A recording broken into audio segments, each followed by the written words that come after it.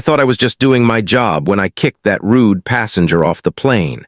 I had no idea I'd just thrown off the owner of the entire airline and my sister's new boss. My name is Celeste Rivera, and I've been a flight attendant for 6 years. I pride myself on being professional, calm under pressure, and treating every passenger with respect. But that Tuesday afternoon changed everything I thought I knew about standing up for what's right. Let me tell you about the people in this story.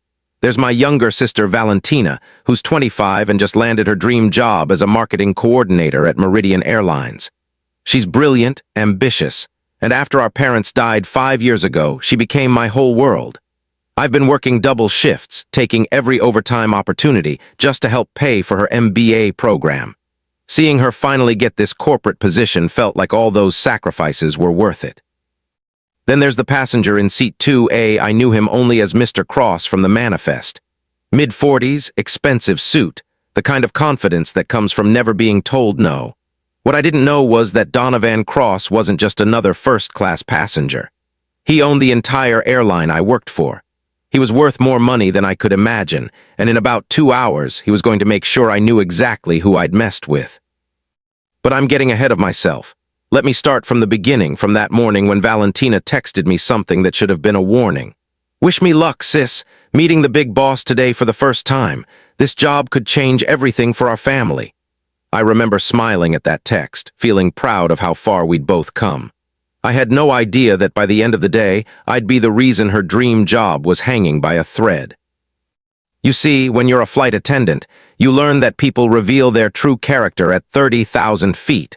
Some become more polite, grateful for your service. Others think the altitude gives them permission to treat you like you're invisible. But I'd never encountered someone who could make one phone call and destroy not just my career, but my sister's future too. This is the story of the worst and best decision I ever made, and how sometimes doing the right thing can look like career suicide until you realize it's actually the moment that defines who you really are. It's about power, family, and what happens when you refuse to back down from someone who's used to getting their way. Most importantly, it's about discovering that integrity isn't just something you have when it's easy. It's what you choose when everything you've worked for is on the line. So buckle up, because this flight is about to get turbulent in ways I never saw coming. That Tuesday started like any other workday, except I was running on 4 hours of sleep and my third cup of coffee. I'd picked up another double shift the day before because Valentina's student loan payment was due, and every extra dollar mattered. Flight 447 from Miami to New York was supposed to be routine, the kind of smooth service that makes passengers forget you're even there. The premium cabin was unusually quiet that afternoon. Only 8 passengers in first class, which meant more personal attention but also more pressure to be perfect.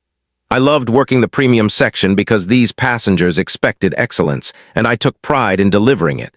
6 years of flying, and I'd never received a single complaint. Not one. My supervisor always said I had a gift for reading people, for knowing exactly what they needed before they asked.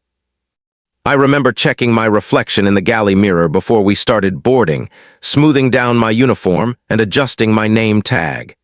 Everything had to be flawless because this job wasn't just about me anymore. It hadn't been for 5 years, not since the accident that took our parents and left me responsible for Valentina's future. She was 25 but still felt like my baby sister, especially when she called me excited about something. That morning's text kept replaying in my mind. "Meeting the big boss today for the first time. This job could change everything for our family." I'd worked so hard to pay for her MBA, taking on extra shifts, skipping vacations, saying no to dates because overtime pay was more important than my social life. Seeing her finally land that marketing coordinator position at Meridian Airlines felt like validation that every sacrifice had been worth it. The passengers started boarding around 2:15, and I greeted each one with my practice smile. There was Mrs. Patterson in 1A, a regular who always requested extra pillows. Mr. and Mrs. Chen in 3C and 3D, celebrating their anniversary with a trip to Broadway. A young businessman in 4B who barely looked up from his laptop. Normal people with normal travel needs. Then he walked on. Seat 2A was always reserved for VIPs, but I hadn't received any special instructions about this passenger. The manifest just said Cross, D. He was tall, probably mid-40s, with salt and pepper hair and a navy suit that probably cost more than my monthly salary. But what struck me wasn't his appearance, it was his energy. He moved through the cabin like he owned it, barely acknowledging my greeting as he settled into his seat.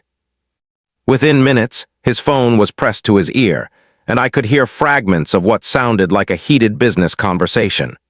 Something about deals, deadlines, and people not understanding the urgency of the situation. His voice had that particular edge that comes from being used to immediate compliance. I busied myself with pre-flight preparations, checking that everyone had their seatbelts fastened and tray tables up.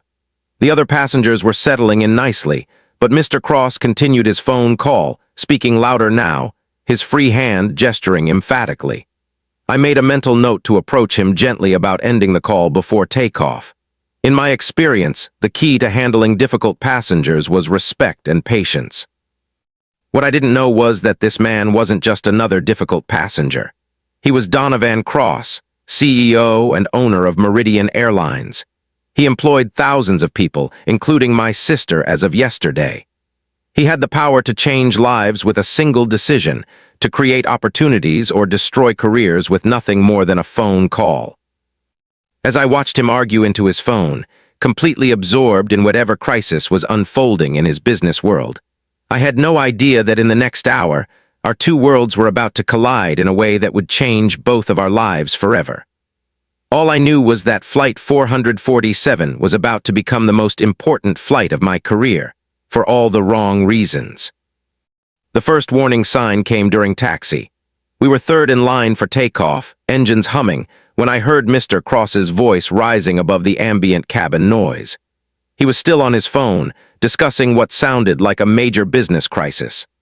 I could hear fragments about board meetings, hostile takeovers, and someone named Richardson who was apparently causing him significant problems. As a senior flight attendant, I knew the Federal Aviation Administration regulations by heart. All electronic devices capable of communication had to be turned off or switched to airplane mode before takeoff.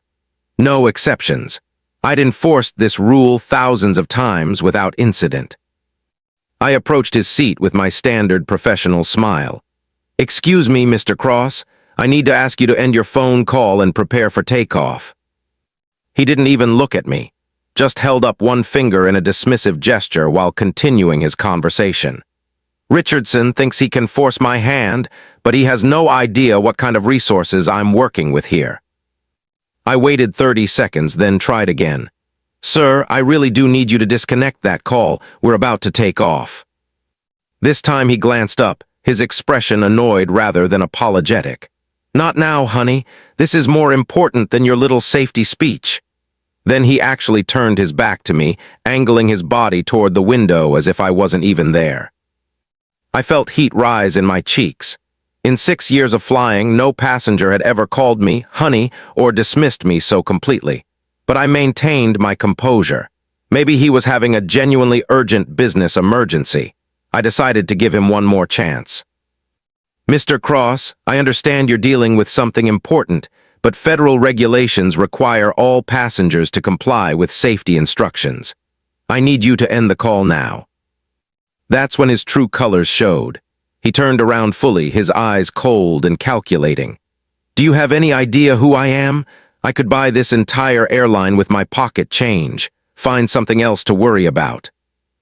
The other first-class passengers were starting to stare.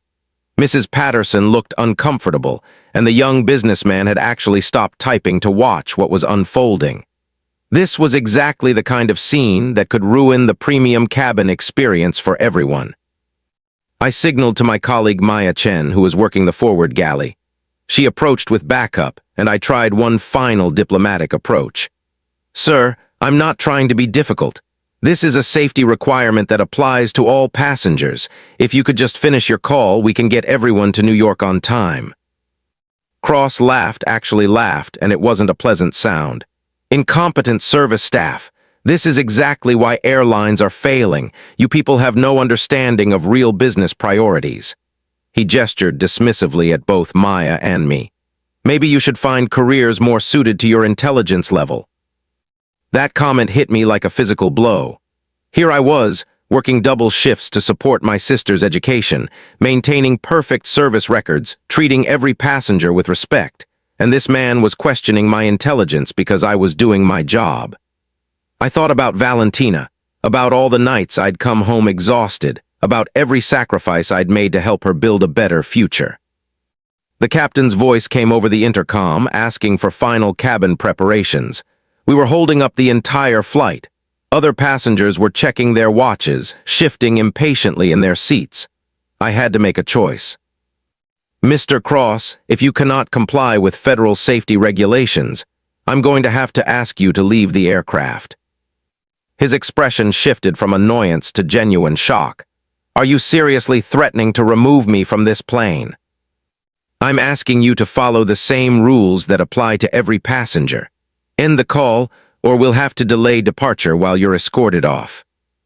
Cross stood up slowly, his phone still pressed to his ear. "You just made the biggest mistake of your career, sweetheart. I'll make sure you never work in aviation again." The confidence in his voice, the casual way he delivered that threat, made my stomach drop. But I'd come too far to back down now. Standing there in the aisle, looking at this man who had just threatened my entire career, I felt something shift inside me. Maybe it was thinking about all those double shifts, or remembering how proud Valentina had sounded that morning, or maybe it was just 6 years of treating difficult passengers with respect finally reaching its limit. But I wasn't backing down. I pressed the call button for the flight deck. "Captain Morrison, this is Celeste. We have a passenger in 2A who refuses to comply with safety regulations and is disrupting other passengers. I'm requesting ground security." Cross's eyes widened. He clearly hadn't expected me to follow through. "You cannot be serious. Do you understand what you're doing?" "I'm doing my job, sir. The same job I've been doing perfectly for 6 years." Captain Morrison's voice came through my earpiece. "Security's been notified, Celeste. ETA 3 minutes. Keep the situation calm." Those 3 minutes felt like an hour. Cross finally ended his phone call, but only to focus his full attention on intimidating me. He stepped closer, using his height advantage to loom over me. "Let me explain something to you. I employ more people than you can count. I make decisions that affect entire industries, and you think your little rule book matters more than that." Maya positioned herself beside me, a show of solidarity that I desperately needed. The other passengers were watching now, some looking uncomfortable, others clearly supportive of what I was doing. Mrs. Patterson actually nodded at me encouragingly. "Sir, the rules apply to everyone equally. That's what makes them rules." Cross pulled out his phone again, but this time to make a different kind of call. "Richardson, it's me. Yes, I know we were in the middle of negotiations, but I'm dealing with an incompetent flight attendant who apparently thinks she can tell me what to do." He looked directly at me while talking. "Her name is Celeste Rivera, and she's about to learn a very expensive lesson about respect." Hearing him say my full name made my blood run cold. This wasn't just an angry passenger anymore. He was actively targeting me, making this personal in a way that could follow me for the rest of my career. But I'd come too far to quit now. Security arrived in the form of 2 airport officers and a supervisor. The lead officer, a woman in her 50s with kind but authoritative eyes, approached Cross first. "Sir, we understand there's been a disagreement about safety compliance." Cross immediately shifted into charm mode. "Officer, this is all a misunderstanding. I was handling an urgent business matter, and this flight attendant decided to make an example of me. I'm sure we can resolve this without any unnecessary drama." But the security supervisor wasn't buying it. She'd seen this routine before. "Mr. Cross, federal aviation regulations require all passengers to comply with crew instructions regarding safety.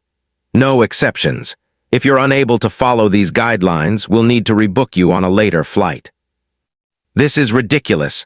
I'm telling you, I own companies worth more than this airport. One phone call from me can ruin careers." The security officer looked at me.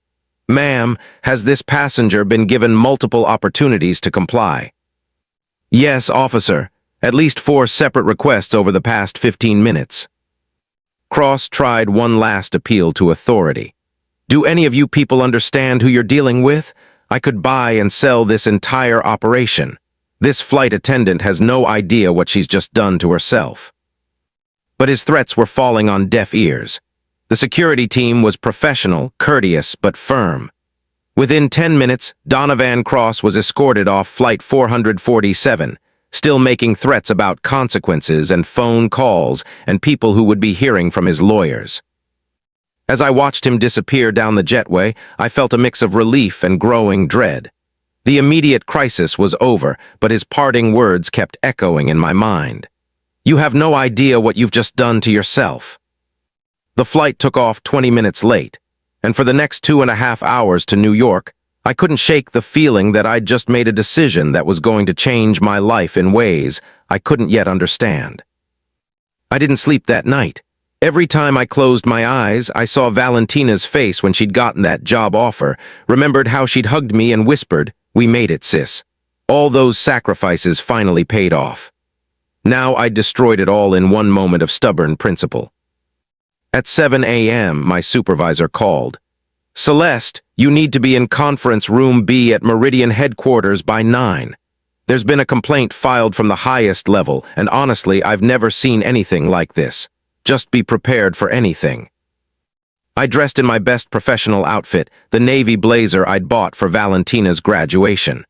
If I was going down, I'd go down with dignity.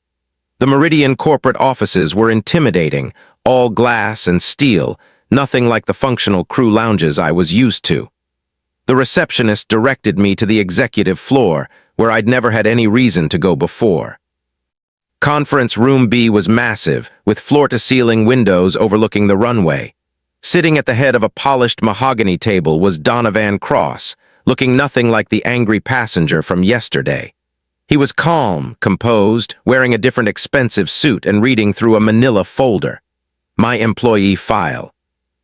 Also in the room were my supervisor Janet, an HR director I'd never met, and a woman in her 30s who looked terrified. It took me a moment to recognize her as Valentina. My heart broke all over again seeing her there, probably thinking she was about to watch her sister get fired and lose her own job in the process. Cross looked up when I entered. "Ms. Rivera, please sit down." I expected anger, threats, maybe even security waiting to escort me out. What I didn't expect was what happened next. "I owe you an apology." Cross set the file aside and looked directly at me. "After reviewing your service record and thinking about yesterday's events, I realize I was completely out of line. You were doing exactly what you should have done." I stared at him, certain I'd misheard. "Sir." 6 years of perfect service, multiple commendations for going above and beyond for passengers. 0 complaints until yesterday, and that complaint was from me behaving like an entitled child. He gestured to the file. "Do you know what I found when I researched you? Stories about how you've worked double shifts to support your sister's education. How you once stayed 4 hours past your shift to comfort an elderly passenger who was afraid to fly alone. How you learned sign language to better communicate with hearing-impaired travelers." Valentina was staring at him in shock. This wasn't the furious CEO who'd stormed through the office yesterday. Cross continued.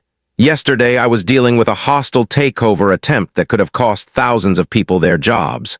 I was desperate, stressed, and I took that out on you when you were simply doing your job.